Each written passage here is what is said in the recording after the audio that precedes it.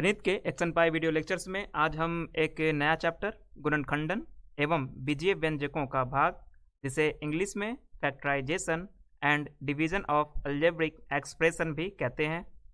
तो गुणनखंडन क्या होता है, ये चीज़ें आज हम जानेंगे और ये भी जानेंगे कि बीजीय व्यंजकों जो कि हमने पिछले चैप्टर में देखा था कि बीजीय व्यंजक क्या होता है, तो इसके गुना के बारे में हमने बात किया था।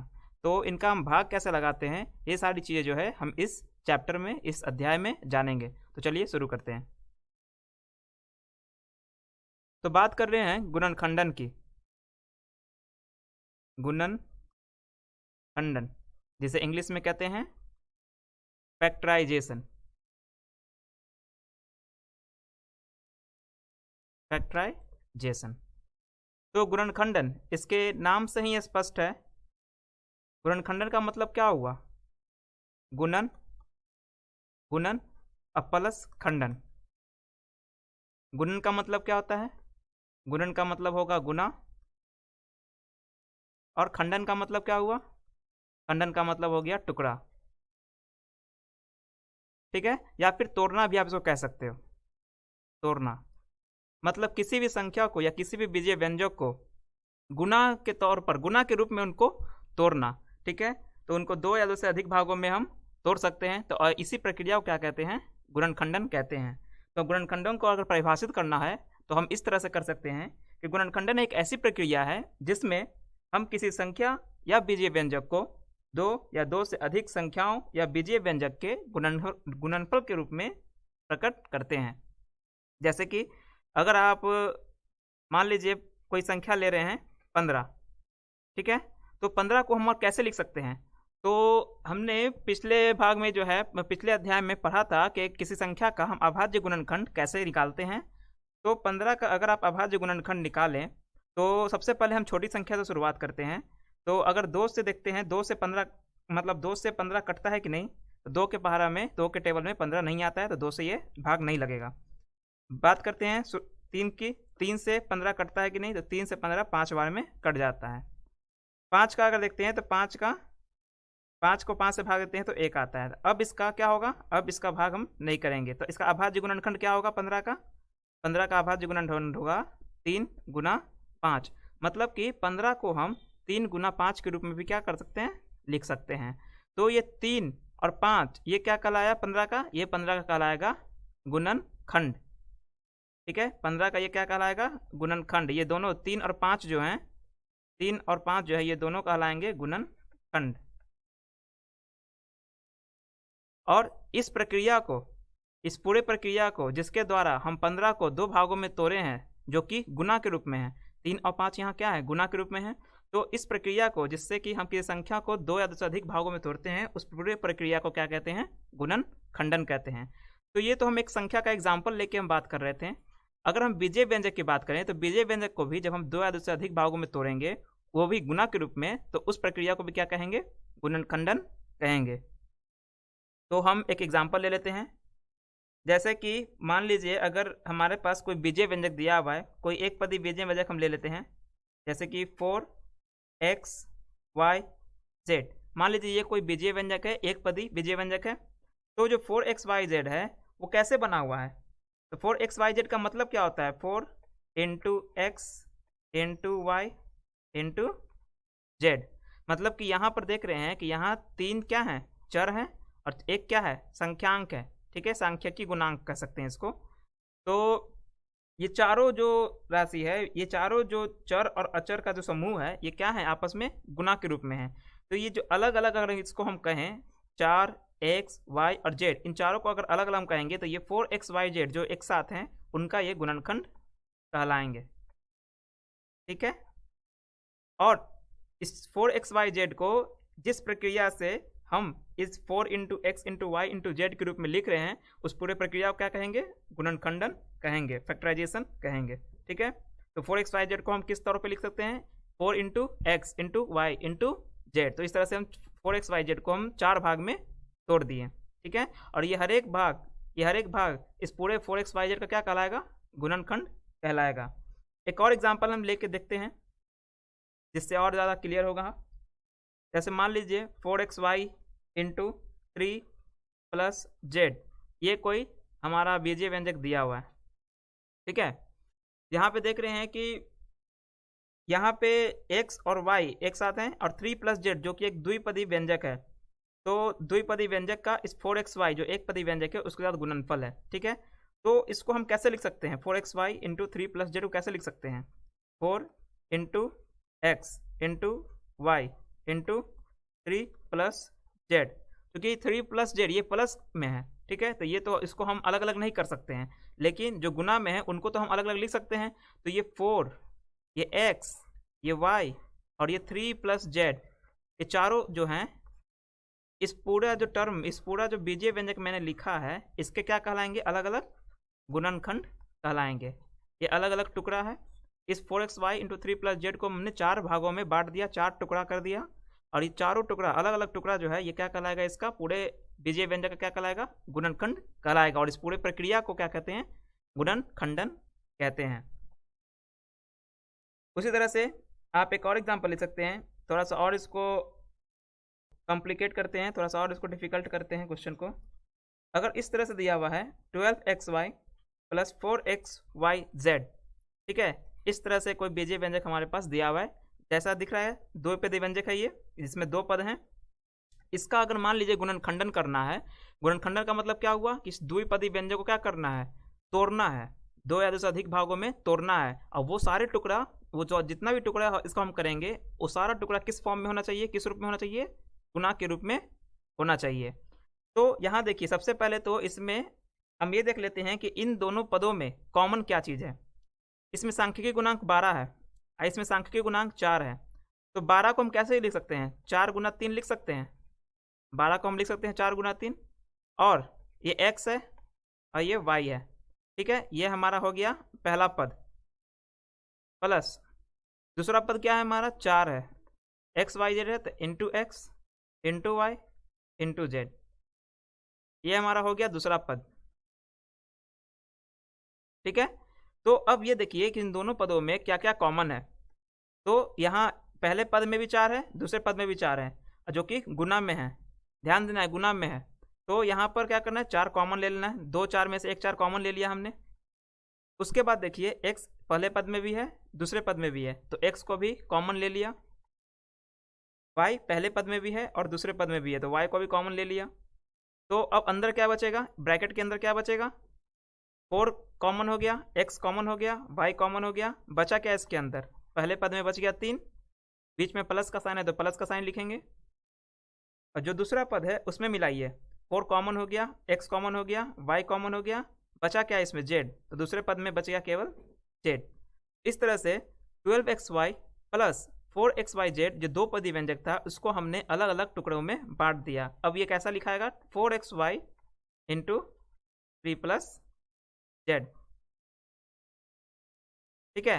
तो इस तरह से क्या हुआ, 4xy इंटू 3 प्लस जेड को कैसे लिखेंगे, 4 into x into Y into 3 plus z. तो इस तरह से 12xy प्लस 4xyz का जो अलग अलग टुकड़ा है वो कौन कौन है, पहला पहला जो भाग है वो है 4, दूसरा x, तीसरा y, चौथा 3 प्लस जेड। और ये चारों भाग क्या कहलाएंगे, इस जो दिया हुआ बीजीय व्यंजक है उस दिए हुए बीजीय व्यंजक के ये चारों भाग क्या कहलाएंगे, गुणनखंड कहलाएंगे। एक गुणनखंड 4 है, दूसरा गुणनखंड x, तीसरा y और चौथा 3 प्लस जेड है। और ये चारों जो हैं किस फॉर्म में है, किस रूप में है, गुना के रूप में है, ठीक है। तो यही होता है गुणनखंड। गुणनखंडन क्या होता है, ये एक प्रक्रिया केवल जिसमें किसी बीजीय व्यंजक या किसी संख्या को 2 या 2 से अधिक भागों में बांटते हैं और वो सारे भाग जो होते हैं एक दूसरे के साथ गुना के रूप में होते हैं। तो बात करते हैं कि आखिर ये गुणनखंडन हम करते कैसे हैं। तो गुणनखंडन करने के लिए बहुत सारी विधियां होती हैं, बहुत सारे मेथड्स होते हैं। तो जान लेते हैं कि वो कौन कौन से मेथड्स हैं जिनके द्वारा हम किसी संख्या या किसी बीजीय व्यंजक का गुणनखंडन कर सकते हैं। तो बात करते हैं गुणनखंडन की विधियों के बारे में। गुणनखंडन की विधियां मतलब मेथड्स ऑफ फैक्टराइजेशन,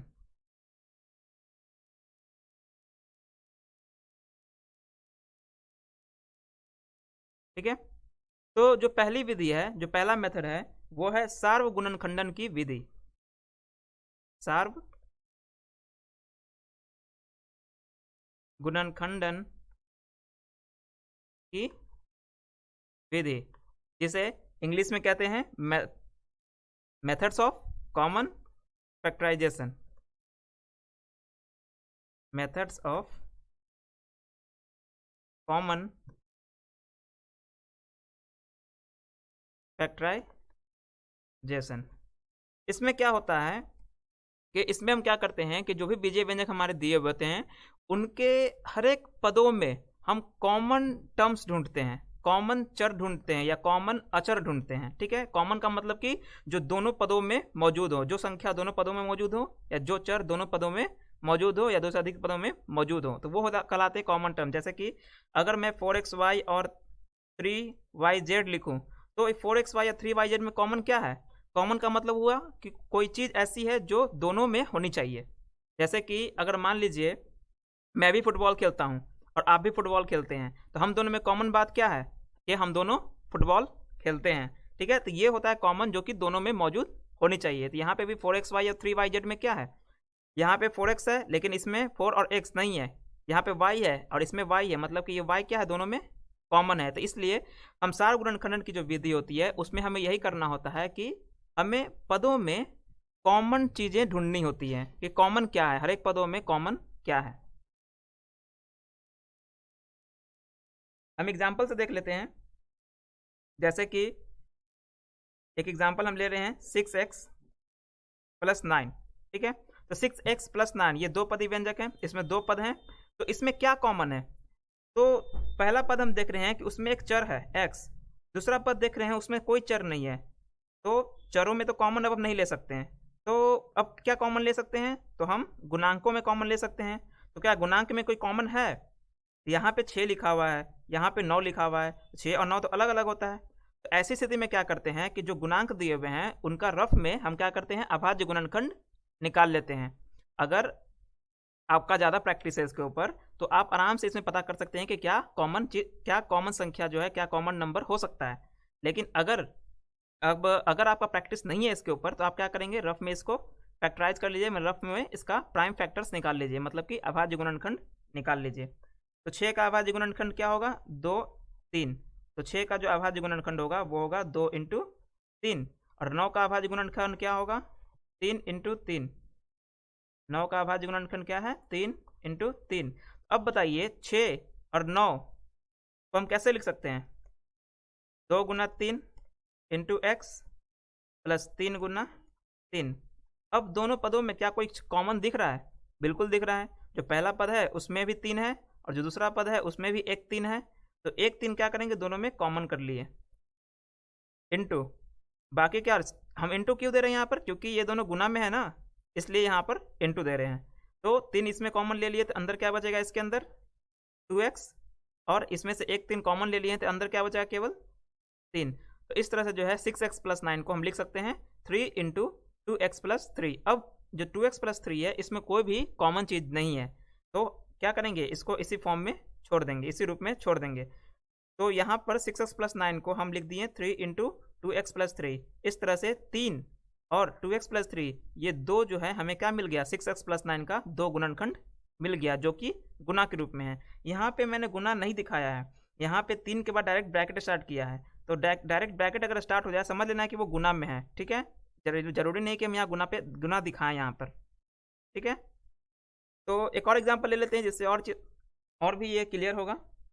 जैसे कि मान लीजिए एक बड़ा सा एग्जांपल मैं ले रहा हूँ, -18a² + 12ab - 24ca। अब इसमें क्या है? पहले हमने देखा था 2 पद, इसमें क्या है? 3 पद है। ठीक है, अब क्या करना है इसमें? सबसे पहले चरों में कॉमन ढूंढना है, उसके बाद अचर जो होंगे उनमें कॉमन ढूंढना है। चर संख्या और अचर संख्या, दो चीज़ों में हमें कॉमन ढूंढनी है। तो पहले हम ढूंढते हैं कॉमन चर में। पहला पद में a² है, a है। दूसरा पद में a और b दोनों है। तीसरा पद में a है, c है। तो हम देख रहे हैं कि दूसरा पद में b है और तीसरा पद में c है, जो कि पहले पद में ना b है ना c है। मतलब कि बी और सी जो हैं वो कॉमन नहीं हो सकते हैं क्योंकि वो तीनों पदों में नहीं है। लेकिन ए की बात अगर करें तो ए क्या है, तीनों पदों में है। तो लेकिन हम देख रहे हैं कि पहला पद जो है उसमें ए स्क्वायर है, मतलब ए का पावर 2 है। दूसरा पद में ए का पावर 1 है, तीसरा पद में ए का पावर 1 है। तो हम कौन सा मतलब कौन सा चर जो है कॉमन लेंगे, ए का पावर 1 कॉमन लेंगे कि ए का पावर 2 कॉमन लेंगे, सवाल हमारा यहाँ पे होता है। तो हमें वो कॉमन लेना है, वो चर कॉमन लेना है जिसका पावर कम हो। ठीक है, तो हमें ए का पावर 2 कम है या ए का पावर 1 कम है, पावर कम किसका है, ए का पावर 1 का। तो हम क्या करेंगे, जो जिसका पावर कम होगा वो हम कॉमन लेते हैं। तो ए का पावर 1 क्या करेंगे, कॉमन ले लेंगे। ठीक है, तो जो पावर हम कॉमन लिए हैं उससे क्या करेंगे, सारे पदों में डिवीजन करेंगे, मतलब कि भाग करेंगे। ठीक है, अब देखिए चरों में और कोई कॉमन लिया जा सकता है तो नहीं, क्योंकि बी और सी जो है पहले पद में तो है नहीं। तो अब बात करते हैं अचर संख्या की, अचर में क्या कॉमन ले सकते हैं। एक है हमारा -18, एक है हमारा +12 और एक है हमारा -24। तो -18 का अभाज्य गुणनखंड कीजिएगा तो क्या मिलेगा, -18 का रफ में कर लीजिए। -18 बाद में माइनस तो माइनस ही रहेगा, हम 18 का केवल अभाज्य गुणनखंड लिख देते हैं। 2 इंटू 2 9 18 हो गया, 3 तिहाई 9 हो गया, 2 गुना 3 गुना 3, 12 का करेंगे तो क्या आएगा, 2 छक 12, 2 तिहाई 6, तो 2 गुना 3, 24 का करेंगे तो क्या आएगा, 2 12 दूनी 24, 2 छक 12, 2 तिया 6, तो क्या आ गया, 2 गुना 3।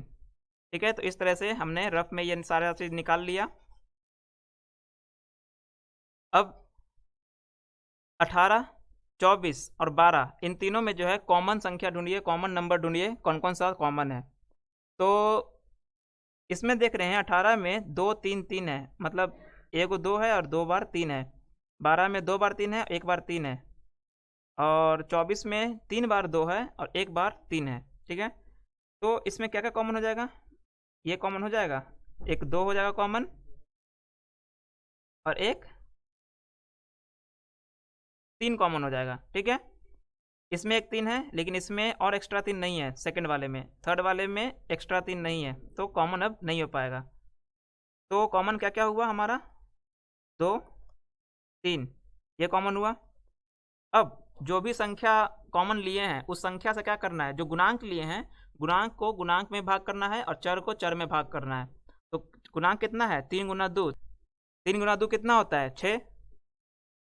तो 6 से क्या करेंगे, 18 में भाग करेंगे तो कितना हो जाएगा, 6 तिया 18 होता है, तो ये आ जाएगा -3। जैसा साइन लिखा हुआ है वैसा ही साइन लिखना है आपको अंदर में, -3। अब आता है बारी चर का, तो चर क्या है, ए स्क्वायर, और यहाँ पे कितना है, ए है। तो ए से ए स्क्वायर में भाग करेंगे तो कितना आ जाएगा, ए स्क्वायर को ए से भाग कर रहे हैं। हम जानते हैं, हम घात और घातांक के अध्याय में पढ़ चुके हैं कि जब आधार समान हो और वो भाग के रूप में हो तो क्या होता है, 2 आधार के बदले 1 आधार लिखते हैं और पावर क्या हो जाता है, घट जाता है। तो ये कितना हो जाएगा, ए का पावर 1, मतलब कि अंदर में कितना आ जाएगा, 1। अब प्लस हो जाता है, यहाँ पे 3 दूना कितना है, 6, ये 12 है, 6 से 12 में भाग करेंगे कितना आएगा, भागफल 2। यहाँ पे चर क्या है, ए, और यहाँ पे चर क्या है, ए बी। तो ए तो कॉमन ले लिए हैं, ए से भाग करेंगे तो ए एक कट जाएगा, बचेगा क्या है इसके अंदर, केवल बी, 12 ए बी में। या फिर हम केवल चर को भाग कर रहे हैं ना, तो चर को केवल देख लेते हैं। ए बी में अगर ए से भाग करेंगे तो ए का पावर 1 है, ए का पावर 1 है, यहाँ पे भी ऊपर में भी ए का पावर 1 है, नीचे में भी ए का पावर 1 है। ए और ए कैंसिल हो जाएगा, बचेगा क्या, केवल बी, तो बी लिख दिए। माइनस है 24, यहाँ पे संख्यांक कितना है जो कॉमन लिए हैं, 3 दूना 6, 6 लिए हैं, 6 से 24 में भाग करेंगे तो कितना आएगा, भागफल 6 चर को 24, 4 12 में आता है तो 4 यहाँ लिख दिए। उसके बाद हमारे पास जो चर है वो है सी ए, और भाग करना है किससे, जो कॉमन लिए हैं, ए से। ऊपर में भी ए का पावर 1 है, नीचे में भी ए का पावर 1 है, और सी ए का मतलब क्या होता है, सी इंटू ए, तो ये गुना के रूप में है तो ये कट जाएगा, बचेगा क्या इसके अंदर, सी। तो यहाँ कितना हो जाएगा, सी। तो हम देख रहे हैं कि जो -18a² plus 12ab minus 24ca जो था, ये 3 पदों का व्यंजक था, उसको हमने गुणनखंड के रूप में लिख दिया। तो ये गुणनखंड क्या होगा? 6a minus 3a plus 2b minus 4c। तो अगर हम बात करें कि दिए हुआ जो व्यंजक है उसका गुणनखंड कौन कौन है, तो एक गुणनखंड है जो 6 है, दूसरा गुणनखंड जो a है, और तीसरा गुणनखंड ये जो बड़ा वाला है 3 पदों का व्यंजक। पहला गुणनखंड, दूसरा गुणनखंड और तीसरा गुणनखंड। और इस पूरे प्रक्रिया को क्या कहते हैं? ये जो जिस प्रक्रिया के माध्यम से हम इस त्रिपदी व्यंजक को इस गुणा के रूप में लाए, गुणनखंड जो है उनके गुणा के रूप में लाए हैं, इस पूरे प्रक्रिया को क्या कहते हैं? गुणनखंडन कहते हैं। और चूंकि हमने ये गुणनखंडन जो किया है वो कॉमन फैक्टराइजेशन के मदद से किया है, इसलिए इसको हम कॉमन फैक्टराइजेशन मेथड भी कहते हैं, मतलब कि सार्वगुणनखंडन की विधि। अगर आप और एग्जांपल लेना चाहें तो और एग्जांपल ले सकते हैं। एक एग्जांपल और लेके देखते हैं कि क्या होता है।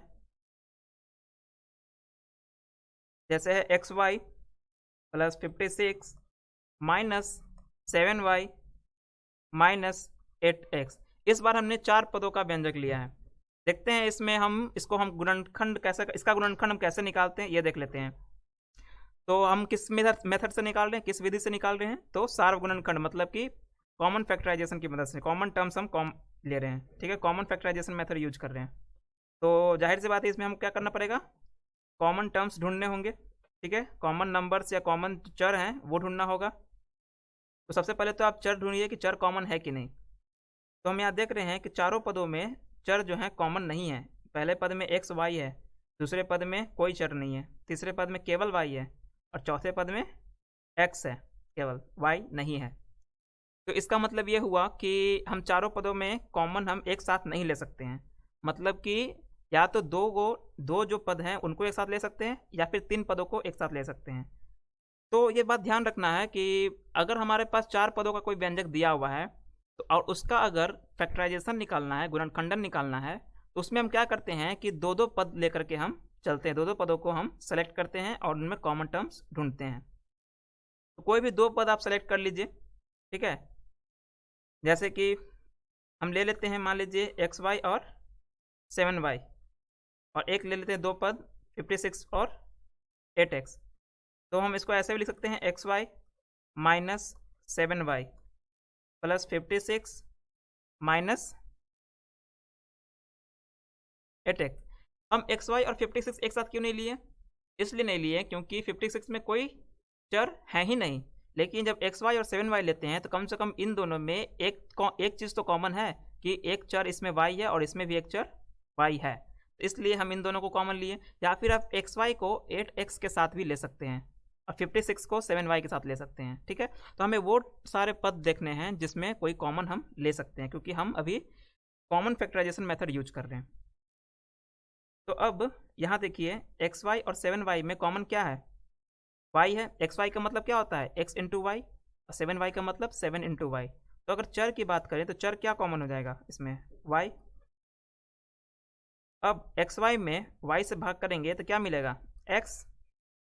तो XY में y से भाग कीजिएगा तो क्या मिलेगा? y का पावर 1 है, अब y का पावर 1 है, कैंसिल हो जाएगा, क्या बचेगा? x। देखिए बीच में XY मतलब क्या होता है? XY का मतलब होता है x इंटू वाई, ये गुना के रूप में है तभी ये कटेगा। अगर इस तरह से हुआ x प्लस वाई बटा वाई तो ये y या y नहीं कटेगा, ठीक है। तो ये बात आप ध्यान में रखना है, ये गलत तरीका है।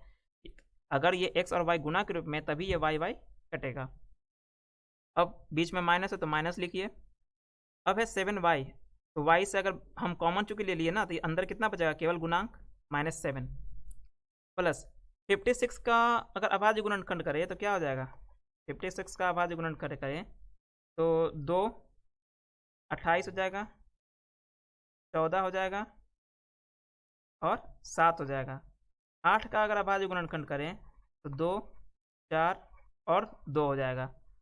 तो 56 का अभाज्य गुणनखंड कितना आया? 2 इंटू 2 इंटू 2 इंटू 7। और 8 का अभाज्य गुणनखंड कितना आया? 2 इंटू 2 इंटू 2। तो इसमें कॉमन क्या क्या है देखिए, एक ये कॉमन हो गया, एक ये कॉमन हो गया, एक ये कॉमन हो गया। ऊपर वाले में 7 है, नीचे वाले में 7 नहीं है, तो 7 कॉमन नहीं होगा। तो 3 को 2 कॉमन हो गया। अब 3 2 को हम एक साथ अगर लिखेंगे तो कितना बनता है? 2 दूनी 4 दूनी 8। मतलब कि जो कॉमन टर्म होगा वो होगा, कॉमन जो नंबर होगा वो क्या होगा? 8। अब क्या करेंगे? 8 से भागा करेंगे। 8 से 56 में 56 में अगर भाग करें तो कितना मिलेगा भागफल? 8 7 56 माइनस 8 में ये हम पहले गुणांक को गुणांक के साथ भाग करेंगे और चर को चर के साथ। तो 8 है यहाँ पे भी 8 है। 8 को 8 से भाग करेंगे, भागफल 1। तो चूंकि 1 हम गुणांक दिखाते नहीं है तो हम लिखेंगे नहीं। बचेगा क्या हमारा? चर। यहाँ पे कोई चर नहीं है तो जो चर यहाँ पे है वही केवल लिखा जाएगा। ठीक है, तो ये क्या हो गया हमारा? 8 इंटू 7 माइनस एक्स। अब यहाँ ध्यान दीजिए, यहाँ पर है पहला पद जो हम देख रहे हैं उसमें है x माइनस 7, और जो दूसरा पद देख रहे हैं उसमें है 7 माइनस एक्स। ठीक है, इसको हम हटा देते हैं क्योंकि ये रफ वर्क है, ये आपको काम रफ में करना है सारा कुछ। तो यहाँ पे देखिए x माइनस 7 है और ये है 7 माइनस एक्स, मतलब कि क्या क्रम चेंज हो गया है। ठीक है, तो अगर हम इसको ऐसे लिखें, x माइनस 7 तो है ये, इसमें देख रहे हैं इसमें x है, इन दोनों में x माइनस 7 में देख रहे हैं कि ये x है और ये 7 भी है। केवल जो अंतर है वो है साइन का। x जो है यहाँ पे पॉजिटिव है, मतलब कि धनात्मक है, और x यहाँ पे ऋणात्मक है। तो हम क्या करते हैं कि हम माइनस कॉमन ले लेते हैं। यहाँ पे हम क्या करते हैं? माइनस कॉमन ले लेते हैं, तो माइनस बाहर आ जाएगा। माइनस जब कॉमन ले लिए हैं तो x क्या बन गया? अब धनात्मक, क्योंकि इसका माइनस कॉमन ले लिए हैं। 7 पहले कैसे था? धनात्मक था, पॉजिटिव था। तो हम जानते हैं माइनस गुना माइनस क्या होता है? प्लस होता है। 7 अभी प्लस में है, एक इसका माइनस हम कॉमन ले लिए हैं, तो बचेगा क्या? केवल एक माइनस बचेगा, तो क्या आ जाएगा ये? -7। ठीक है, अब ऐसा क्यों किए थे? अब यहाँ आपको साफ साफ दिख रहा होगा, पहले इन दोनों कॉमन नहीं था, लेकिन जब हम माइनस कॉमन लिए तो अब x माइनस 7 और x माइनस 7 एक जैसा हो गया। तो अब हम x माइनस 7 को दोनों पदों में कॉमन ले सकते हैं। तो जो पहला पद है उसमें अगर x माइनस 7 कॉमन ले लेंगे तो बचेगा क्या अंदर में? केवल y।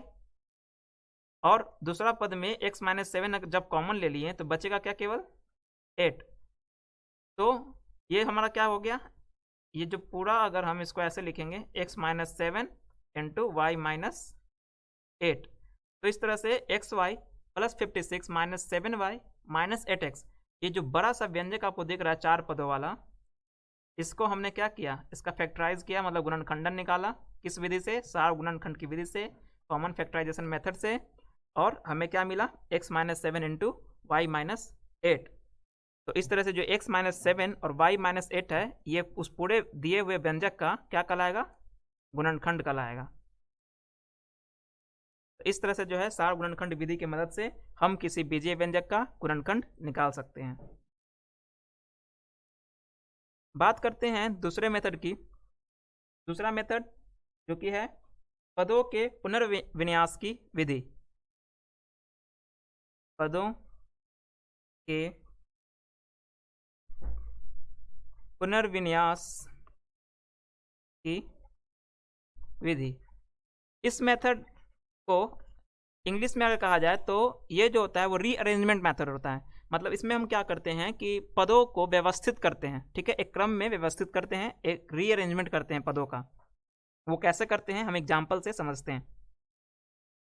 जैसे मान लीजिए कोई एग्जाम्पल हमारे पास दिया हुआ है, m² plus 2mn minus 3m minus 6n। मान लीजिए ये कोई एग्जाम्पल हमारे पास दिया हुआ है, 4 पदों वाला व्यंजक है हमारे पास। हम देख रहे हैं कि चारों पदों में कॉमन तो कुछ भी नहीं है। ठीक है, अगर हम दो दो पद लें तो उनमें कॉमन मिल जाएगा, लेकिन अगर चारों पदों को एक साथ ले तो कॉमन हमें कुछ नहीं मिलेगा। यहाँ तक कि गुणांक में भी कोई कॉमन चीज़ नहीं है, क्योंकि पहले पद में 1 है गुणांक, लेकिन बाकी सब में 2 3 6 हैं। ठीक है, और अगर हम बात करें चर की तो पहले पद में m² है, दूसरे में mn, तीसरे में m और चौथे में n। तो किसी में m है, किसी में m नहीं है, किसी में n है, किसी में n नहीं है। तो इस तरह से हम चारों पदों में से कोई भी चीज़ हम कॉमन नहीं ले पा रहे हैं। तो मैंने पिछले बार बताया था कि जब 4 पदों का व्यंजक दिया हुआ हो और अगर चारों पदों में कोई कॉमन चीज़ ना हो तो हम क्या करते हैं, दो दो पद जो है हम सेलेक्ट करते हैं जिसमें कोई कॉमन चीज़ हमको मिल जाए। तो चूंकि वो कॉमन फैक्टराइजेशन मेथड में करते थे, मतलब कि वो सार्वगुणनखंड जो विधि थी उसमें हम करते थे। यहाँ पे क्या करेंगे, यहाँ पे हम पदों को रीअरेंज करेंगे, पुनर्विन्यास करेंगे। तो रीअरेंज कैसे करेंगे पदों को, ये हम देख लेते हैं। ये जो एम स्क्वायर है, इस एम स्क्वायर को क्या लिख सकते हैं, एम गुना एम लिख सकते हैं। बात करते हैं दूसरे पदों की। 2mn है, 2mn को क्या लिख सकते हैं, 2 × m × n लिख सकते हैं। माइनस 3m को क्या लिख सकते हैं, 3 × m लिख सकते हैं। माइनस 6n को क्या लिख सकते हैं, 6 × n। अब आपको सारी चीज़ें क्लियर हो रही होगी कि कौन से पद में क्या कॉमन है। तो ये जो पहला पद और दूसरा पद है, इसमें हम देख रहे हैं कि इसमें भी m है और इसमें भी m है। तो ये क्या हो जाएगा, m अगर कॉमन ले लें तो एक m अंदर बचेगा। पहले पद में 2m था तो एक m बाहर आ गया, एक m अंदर बचा। दूसरे पद में एक m अगर बाहर आ जाएगा तो इसमें बचेगा क्या, m तो बचेगा नहीं क्योंकि इसमें एक ही m है, तो बचेगा केवल 2n। ये हो गया ब्रैकेट के अंदर। माइनस देखिए इसमें भी ये जो पद है 3 × m, इसमें भी माइनस साइन है। 6 × n, इसमें भी माइनस साइन है, तो हम क्या कर लिए, माइनस कॉमन कर लिए। उसके बाद इसमें गुणांक 3 है और इसमें गुणांक 6 है, तो 6 को हम क्या लिख सकते हैं, 3 × 2 लिख सकते हैं। तो यहाँ पे आप लिख ही दीजिए इसको, 6 को हम लिख सकते हैं 2 × 3 × n। ठीक है, तो इसमें भी 3 है और इसमें भी 3 है, तो क्या करेंगे, 3 कॉमन। 3 जब कॉमन ले लिए, चूंकि इसमें m है और इसमें n है, कॉमन तो हो नहीं सकता चर, तो केवल गुणांक कॉमन हो गया, 3 कॉमन हो गया। जब 3 कॉमन हो गया इसमें, तो इसमें बचेगा क्या, केवल प्लस m। क्यों प्लस m बचेगा, क्योंकि माइनस तो हम कॉमन ले लिए हैं। जब माइनस कॉमन ले लिए तो अंदर क्या बचेगा, केवल प्लस। तो यहाँ पे भी माइनस कॉमन ले लिए हैं तो अंदर क्या बचेगा, केवल प्लस। 3 कॉमन ले लिए हैं तो बचेगा क्या अंदर में, 2 × n। अब पहला पद और दूसरा पद मिलाइए, ध्यान से देखिए क्या कुछ कॉमन है। हाँ, देख रहे हैं कि हमारा ये पूरा का पूरा व्यंजक कॉमन है, m + 2n, जो कि एक दो पदी व्यंजक है। इसमें भी m + 2n एक दो पदी व्यंजक है। ये दोनों क्या है, दोनों पदों में है। अगर पूरे सिस्टम की बात करें तो पूरे सिस्टम में दो पद हैं, ठीक है। और दोनों पदों में ये m + 2n जो कि एक दो पदी व्यंजक है, ये कॉमन है, दोनों में है। तो हम क्या करेंगे, m + 2n को बाहर कर लेंगे, कॉमन ले लेंगे।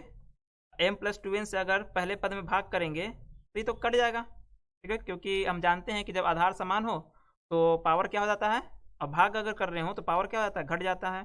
तो m + 2n का पावर 1 है। अगर पूरा पूरा सिस्टम, ये जो पूरा व्यंजक जो है उसका पावर अगर देखा जाए तो 1 है। इसका पावर कितना, 1 है, तो 1 - 1 कितना हो जाएगा, 0। मतलब कि अगर किसी भी संख्या का पावर 0 हो या किसी भी व्यंजक का पावर 0 हो तो क्या हो जाएगा, उसका वैल्यू 1 के बराबर होता है। तो इस तरह से ये m + 2n और m + 2n क्या होगा, कट जाएगा, भाग करेंगे तो बचेगा क्या, केवल m। माइनस m + 2n चूंकि कॉमन ले लिए हैं तो अंदर क्या बचेगा, केवल m - 3। तो इस तरह से m² + 2mn - 3m - 6n को हम लिखेंगे m + 2n × m - 3। और ये m + 2n × m - 3 ये क्या कहलाएंगे, उस पूरे दिए हुए व्यंजक का गुणनखंड कहलाएगा। ठीक है, ये उनका टुकड़ा है जो कि गुणा के रूप में है। ठीक है, तो इस तरह से हम पदों के पुनर्विन्यास की विधि यूज करके हम किसी भी व्यंजक का जो है गुणनखंड निकाल सकते हैं। बात करते हैं तीसरे मेथड की।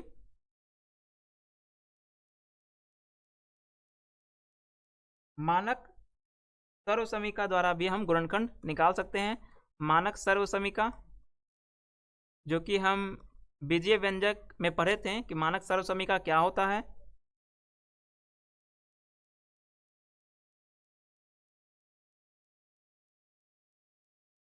मानक सर्वसमीका, पहले समीका क्या होता है ये सुनिए, ये सोचिए। समीका जो होता है वो इक्वलिटी होता है, मतलब कि समानता होती है। ठीक है, जैसे कि हम अगर लिख रहे हैं 2x × x + 3, ये किसके बराबर होगा, तो क्या करेंगे, दोनों को गुना कर दीजिए। 2x × x कितना हो जाएगा, 2x² और 2x + 3 कितना हो जाएगा, 6x। तो ये क्या होगा, बीच में इक्वलिटी का साइन है, मतलब कि 2x × x + 3 जो होगा वो 2x² + 6x के बराबर होगा। तो ये हो गई क्या, समीका। अब ये जो व्यंजक हमने लिखा है, ये चूंकि चर के सभी मानों के लिए सत्य है, तो ये क्या कहला जाएगी? सर्वसमीका।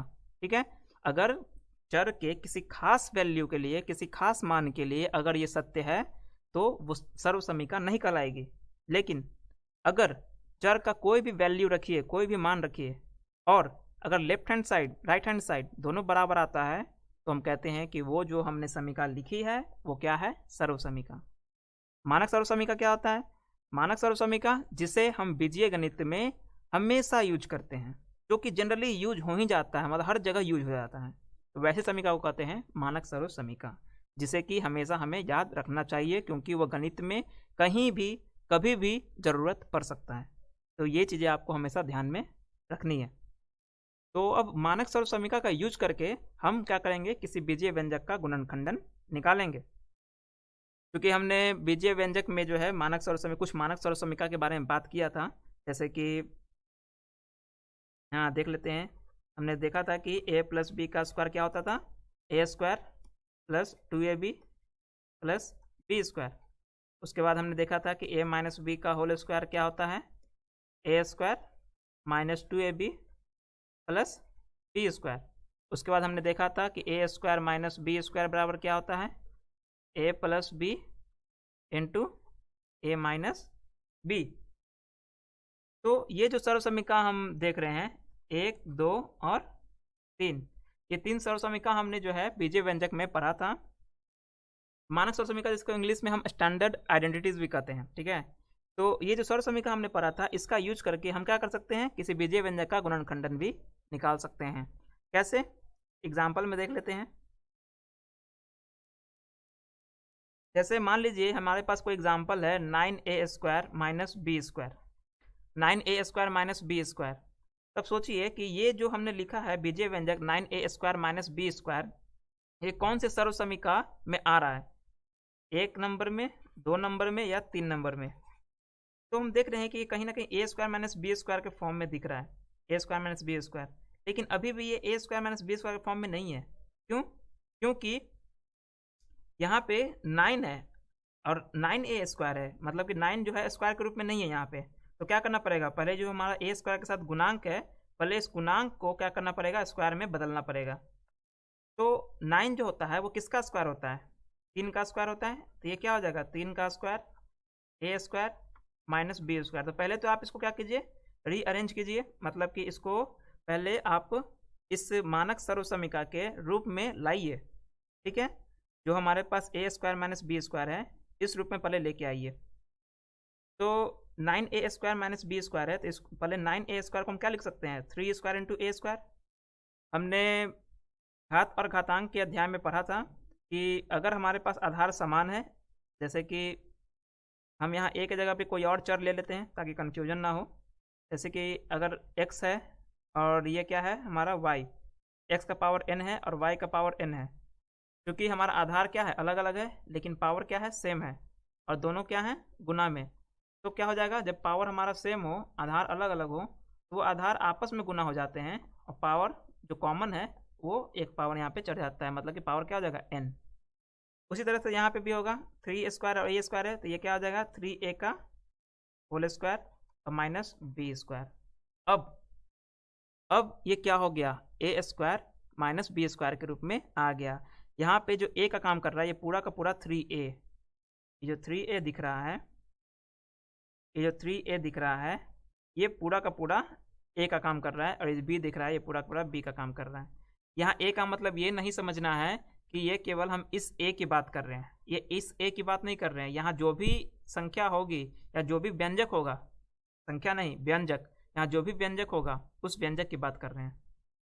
या फिर कह सकते हैं कि यहाँ जो भी पद होगा, यहाँ जो भी पद होगा उस पद की बात करें, वो पद जो है इस फॉर्म में होना चाहिए, मतलब कि वो पद जो होना चाहिए वो स्क्वायर के रूप में होना चाहिए। पद, वो पूरे पद का स्क्वायर होना चाहिए। ठीक है, तो यहाँ पद जो है वो 9a स्क्वायर है, तो 9a स्क्वायर नहीं, पूरे पद का स्क्वायर होना चाहिए। मतलब कि यहाँ पे देख रहे हैं 3a एक पद हो गया, इस 3a का स्क्वायर है। अब ये a square minus B square के रूप में आ गया है।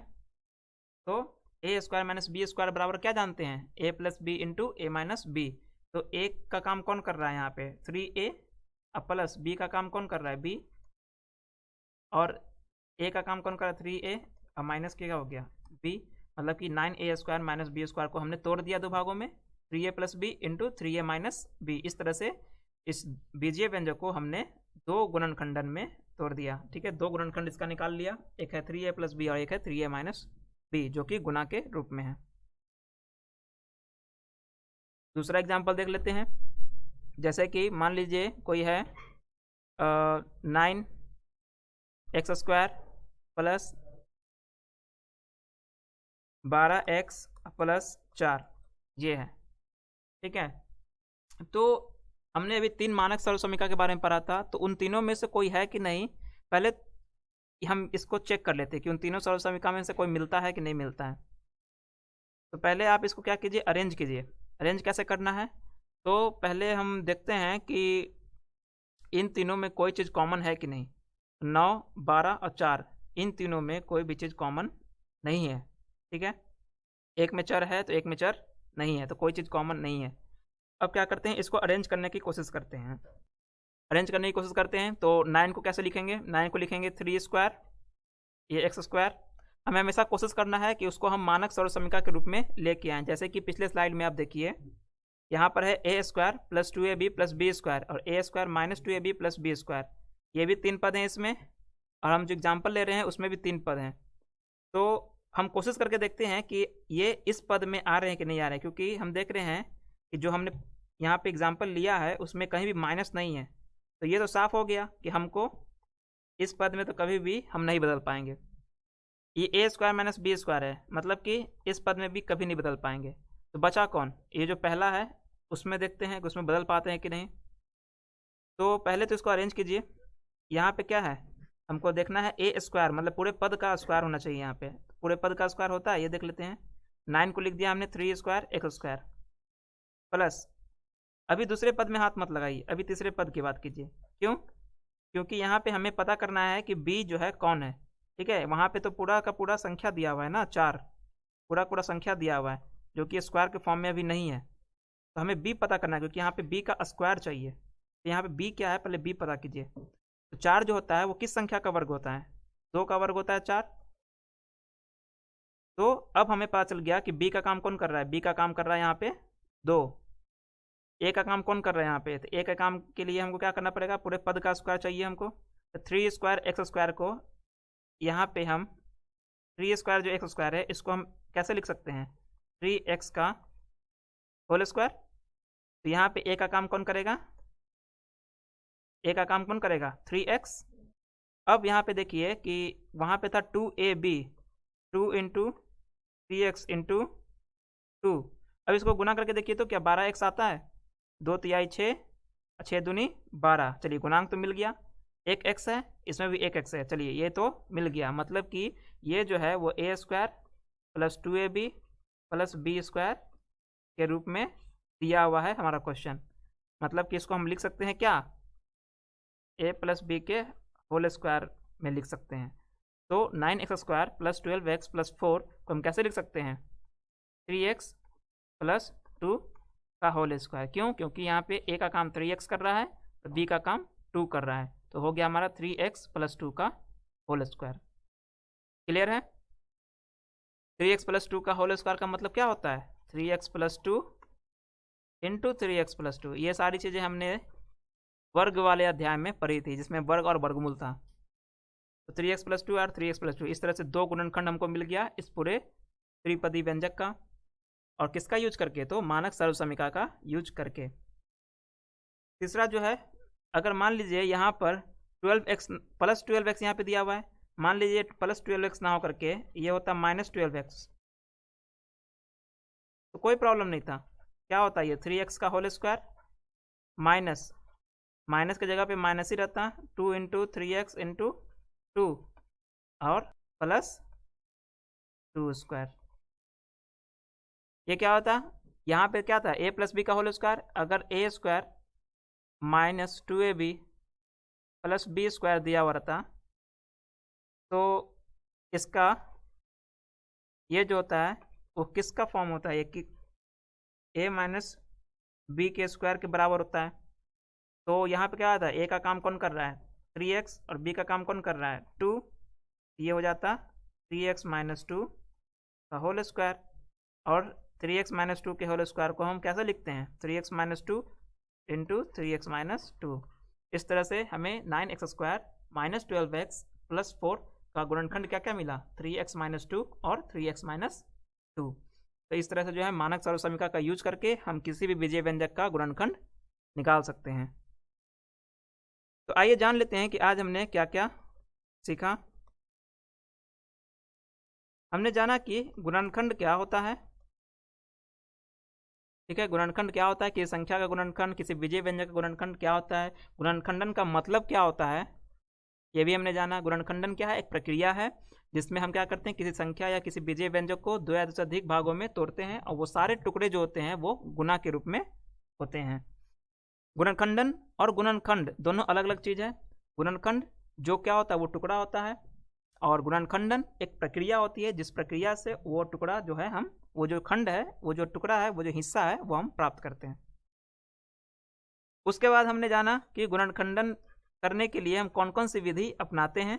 गुणनखंडन की विधि के बारे में जाना कि कौन कौन सी विधियाँ कौन कौन से मेथड्स हम अपनाते हैं विजय व्यंजक का गुणनखंड करने के लिए। तो जो पहली विधि थी वो थी सार्वगुणनखंडन की विधि जिसको हम लोग कहते हैं कॉमन फैक्टराइजेशन मेथड, जिसमें हम क्या करते हैं पदों में हम कॉमन टर्म्स ढूंढते हैं, कॉमन नंबर्स या कॉमन चर जो होते हैं वो ढूंढते हैं और किस विजय व्यंजक का गुणनखंड निकालते हैं। दूसरा विधि जो था वो था पुनर्विन्यास की विधि जिसमें हम क्या करते हैं कि पदों को रीअरेंज करते हैं, ठीक है। तो जितने भी चर होते हैं जितने भी अचर होते हैं उन सभी का क्या करते हैं गुणा के रूप में लिख देते हैं। सारे पदों में सभी चर अचर को गुणा के रूप में लिख देते हैं और उनमें कॉमन टर्म्स ढूंढने की कोशिश करते हैं।